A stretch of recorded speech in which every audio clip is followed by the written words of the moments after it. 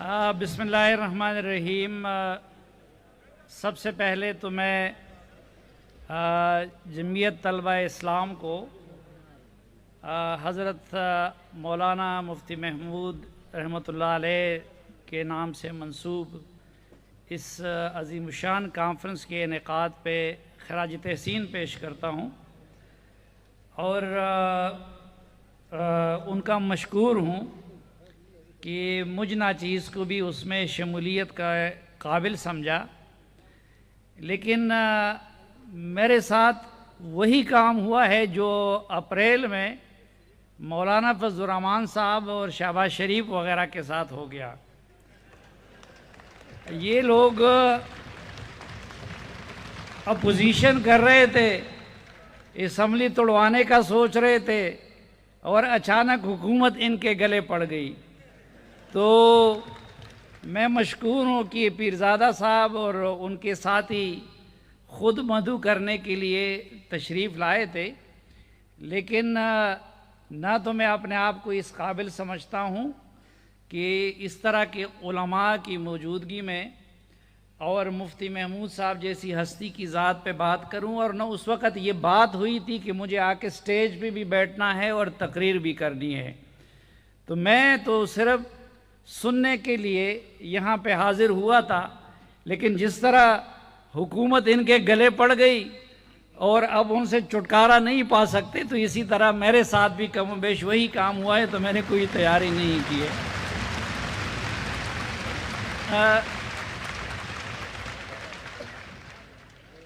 بات یہاں پہ آج دو شخصیات کی ہوئی، ایک اور ہم نے اس کا مظاہرہ بھی دیکھا، خصوصاً دو شخصیات کا ذکر زیادہ ہوا، ایک حضرت مفتی محمود صاحب کا اور ایک باچا خان کا۔ اور میں سمجھتا ہوں کہ کچھ تو لوگوں نے اس حقیقت کو تسلیم کیا، لیکن آنے والا وقت مزید اس بات کو ثابت کرے گا کہ یہ دونوں شخصیات اور بالخصوص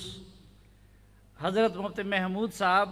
اس قوم کے نہیں بلکہ اس ریجن کے محسن تھے، اور کیونکہ یہ وہ لوگ تھے کہ مفتی محمود صاحب نے پورے بر صغیر کے لوگوں کو سامراج سے مقابلے کا درس دیا، سامراج کو نکال کے دکھا بھی دیا، لیکن انہوں نے تشدد کا راستہ نہیں اپنایا اور نہ اپنے پیروکاروں کو اس کا درس دیا۔ اور یہی کام پختونوں کی حد تک باچا خان نے کیا، اور اگر وہ پرامن جدوجہد کی اور آئینی جدوجہد کی اور ایک عزیمت والے لیکن مظلومانہ جدوجہد کا راستہ مذہبی طبقے کو نہ دکھاتے، تو آج جذبات سے بھرپور یہ نوجوان یہاں بیٹھ کے آئین کی بالادستی کی بات نہ کرتے، بلکہ خدا نخواستہ یہ بھی کہیں پہاڑوں میں بندوق اٹھائے مرنے اور مارنے کی بات کر رہے ہوتے۔ تو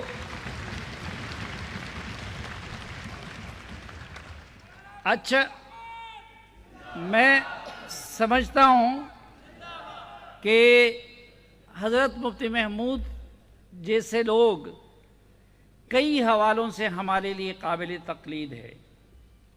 ایک تو انہوں نے حضور کی اس حدیث پہ کہ علم حاصل کرو چاہے اس کے لیے آپ کو چین جانا پڑے، وہ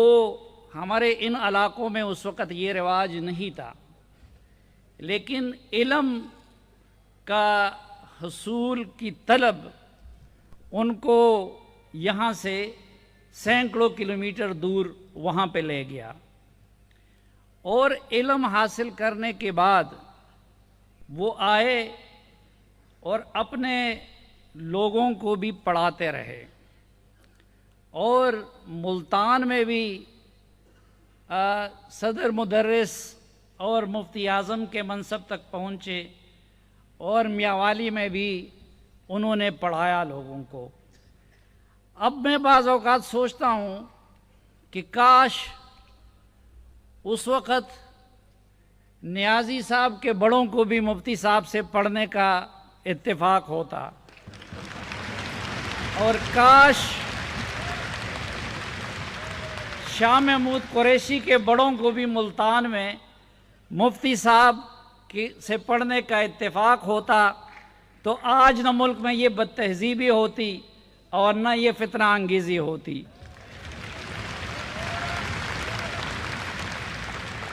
کیونکہ جن لوگوں نے ان سے پڑھا تو وہ استطاعت رکھنے کے باوجود وہ بد تہذیبی نہیں کر رہے ہیں، وہ قانون ہاتھ میں نہیں لے رہے ہیں۔ اور میں اکثر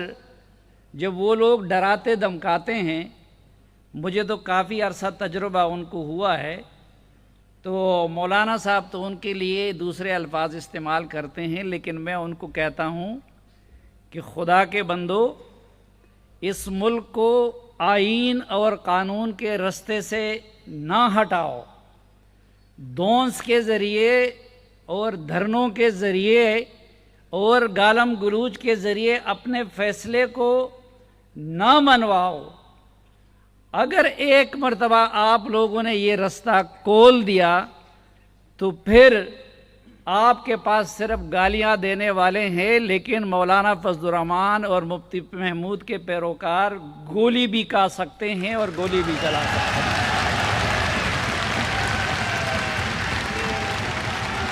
تو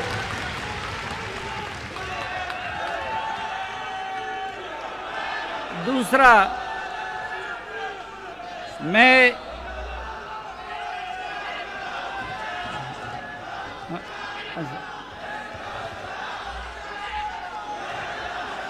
ایک اور حوالے سے، ابھی رضا ربانی صاحب نے بات کی،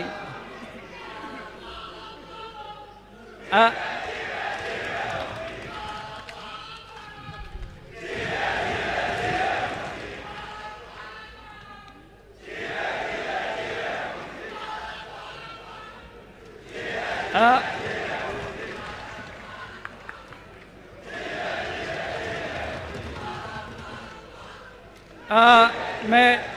ایک دوسری بات کہ مفتی محمود رحمۃ اللہ علیہ نے ہمارے دینی طبقے کو وسعت نظر کا اور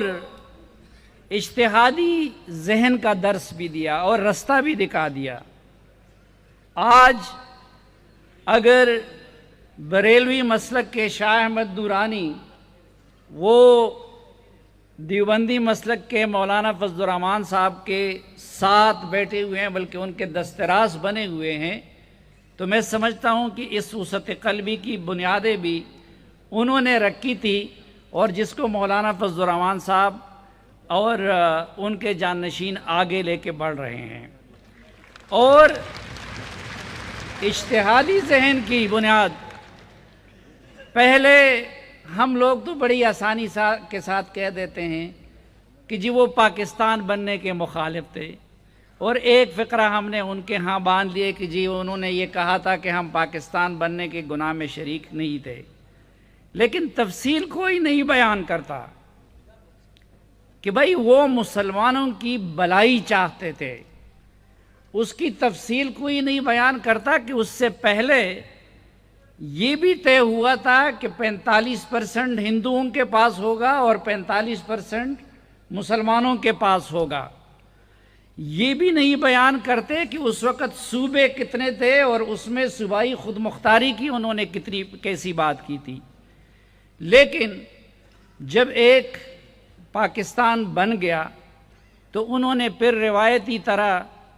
یہ نہیں کہا کہ اب میری بات نہیں مانی گئی تو میں زیادہ خطرناک بن جاؤں گا، بلکہ مفتی محمود صاحب نے پھر اس پاکستان کو مسجد اور مدرسے جیسے نہ صرف مقدس جانا بلکہ اس پاکستان کے سب سے بڑے محسنوں میں یہ شمار ہوئے کہ وہ اس پاکستان کو آئین دینے والوں میں شامل ہے۔ آج وہ سامنے بیٹھا ہوا سندھی، وہ سامنے بیٹھا ہوا بلوچ، وہ سامنے بیٹھا ہوا پنجابی،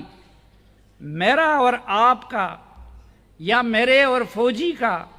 یا میرے اور کسی اور طبقے کے درمیان اگر کوئی میثاق ہے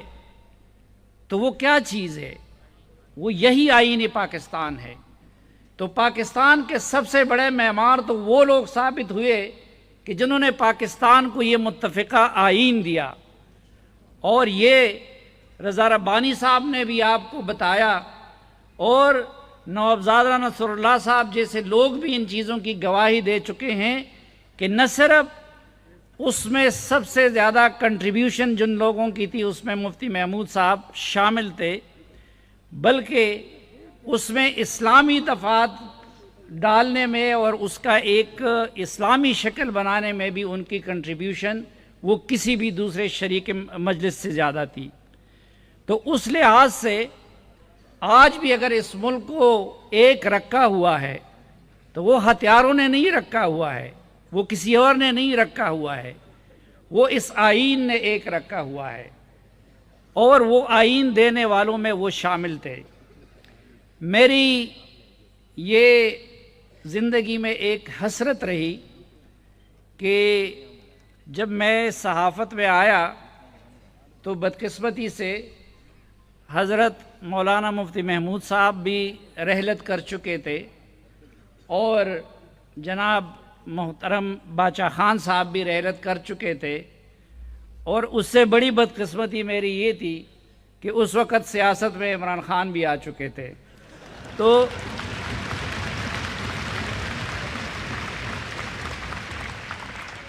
اس لیے مجھ سے ان سے براہ راست مکالمے کا یا اس طرح جس طرح حضرت مولانا فضل الرحمان صاحب سے استفادے کا موقع ملتا ہے تو میں وہ سعادت تو حاصل نہ کر سکا، اور یہاں پہ ایسی بہت ساری شخصیات بیٹھی ہوئی ہیں کہ جو ان کے ساتھ رہیں، جنہوں نے ان سے پڑھا ہے، اس لیے میں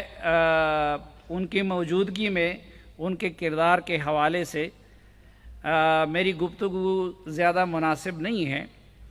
لیکن میں صرف ایک گزارش کروں گا جس کی طرف رضا ربانی صاحب نے اشارہ کیا، اور وہ یہ کہ دیکھیں جس طرح وقت کے ساتھ ساتھ ان کی ایک مجتہد ذہن وہ ایوالو کرتا ہے۔ اب مثلا سب سے بڑی تو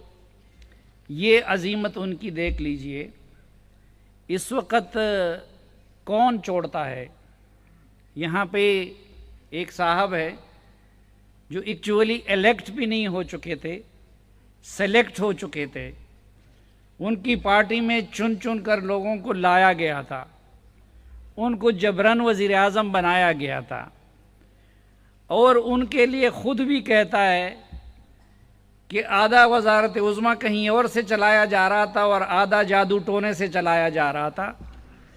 لیکن اس کے باوجود اب جب ان سے وہ چھین لیا گیا تو وہ پورے پاکستان کی اکانومی کو، پاکستان کے لوگوں کی زندگیوں کو خطرے میں ڈالنے کے لیے تیار ہے ری الیکشن کے لیے۔ لیکن جو آسان سا کام ہے کہ پنجاب اسمبلی توڑ دے اور پختونخوا کی اسمبلی توڑ دے، وہ ہمت ان کو نہیں ہو رہی ہے۔ لیکن دوسری طرف انہیں دیکھ لیجئے کہ حضرت مفتی محمود صاحب کے اتحادیوں کی جب بلوچستان میں حکومت توڑی گئی، ادھر نہ ان پہ کوئی جبر تھا، نہ کوئی ان کی حکومت کو کوئی خطرہ تھا، لیکن صرف اصول کی خاطر اور ان کے ساتھ یکجہتی کی خاطر انہوں نے یہاں اقتدار کو لات مار دیا۔ تو ایسے لوگ بدقسمتی سے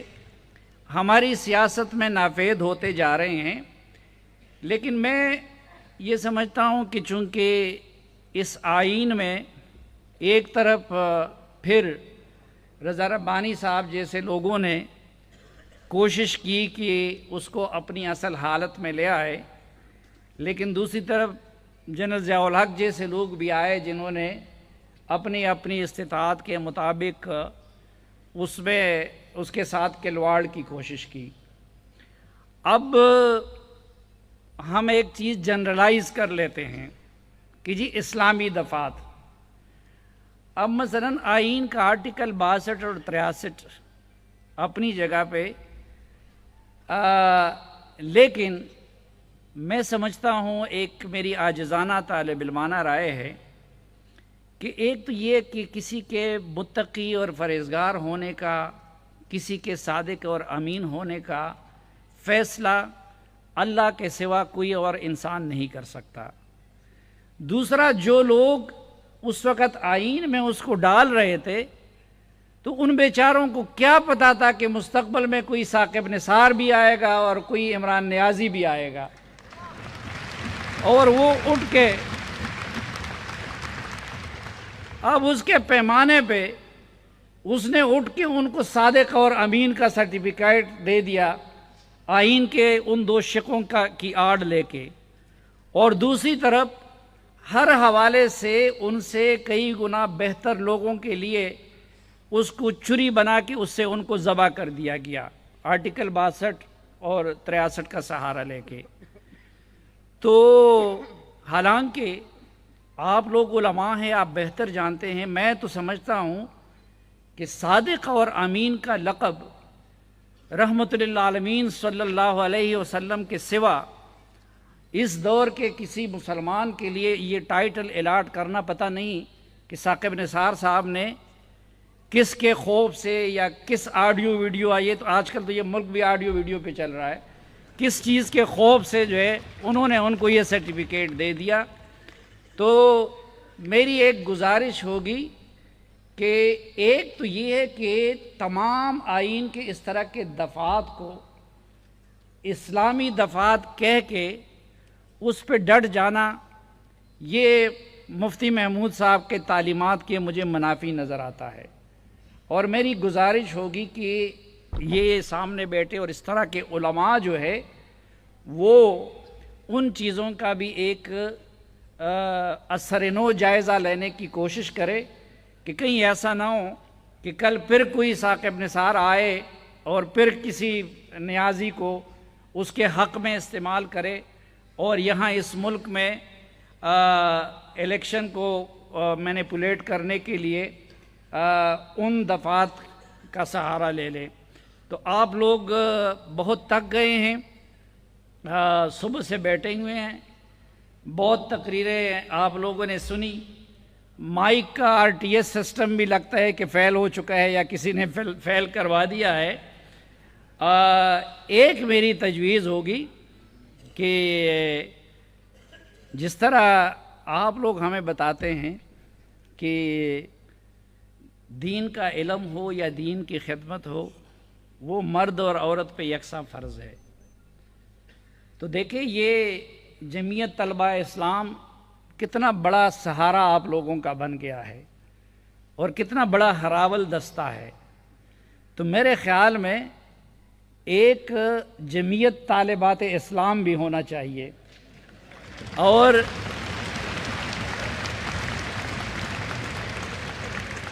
کیونکہ ان کو خوش ہونا چاہیے، کیونکہ وہ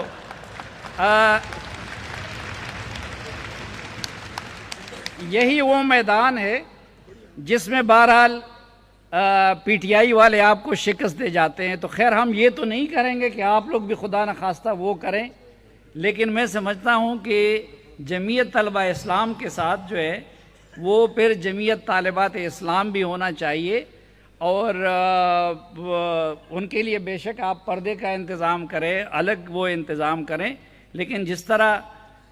ان کا حق ہے یہ اسی طرح ان کا بھی حق ہے کہ علم بھی حاصل کرے اور ملکی سیاست میں حصہ بھی لے۔ بہت شکریہ جی آپ سب۔